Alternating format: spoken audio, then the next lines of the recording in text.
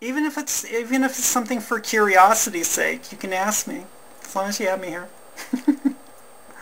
So, hi, this is Lynn Wetterell. I think I very much appreciated this presentation. I have to confess a lot of ignorance about the underlying cause, and this has helped my understanding a lot, so thank you for that.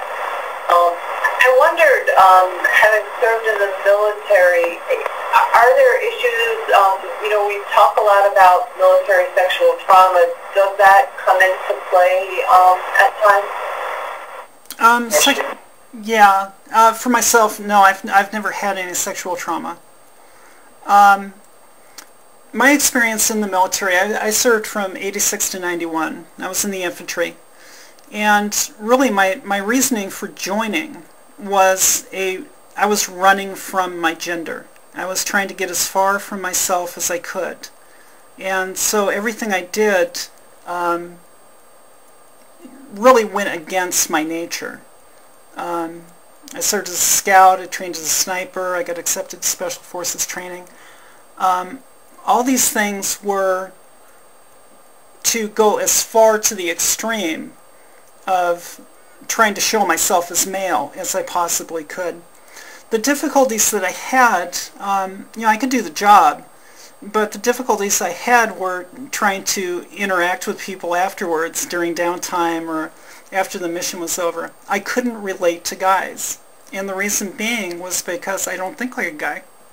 And it was difficult because I was seen as a guy, and this is the problem I've had my whole life.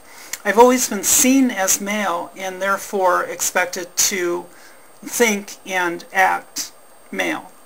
But it goes against my nature. Now, being seen as female, I can interact with males just fine because the expectation has changed.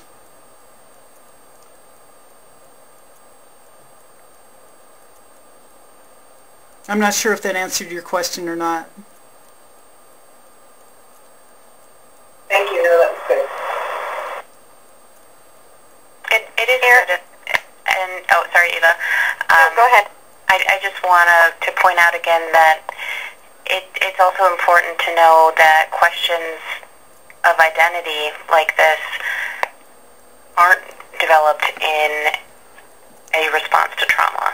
You knew at the age of 3 that you were really female, and that was... Oh, absolutely, yeah. Right. What was that the question? A question about whether or not somebody becomes transgender as I don't think it was one question, but I just want to take this opportunity to dispel that myth. Right. Yeah. Exactly. The reason I say 3 years old is because that's kind of the age where I became self-aware. My first couple years, 3 to 5, before I started school, I was pretty much allowed to do whatever I wanted to do, and I just did whatever was natural for a little girl to do, without anybody really saying, well, you can't do that. It was right before I started school that they said, well, you can't do that. And it was when I started kindergarten that my gender dysphoria actually started.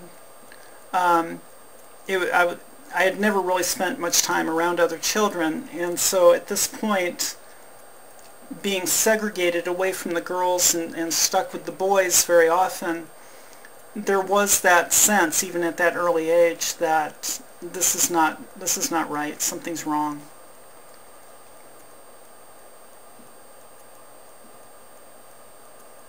Now, how, navigating, I spent the next, 40 years trying to navigate how to deal with that. But the knowledge was always there.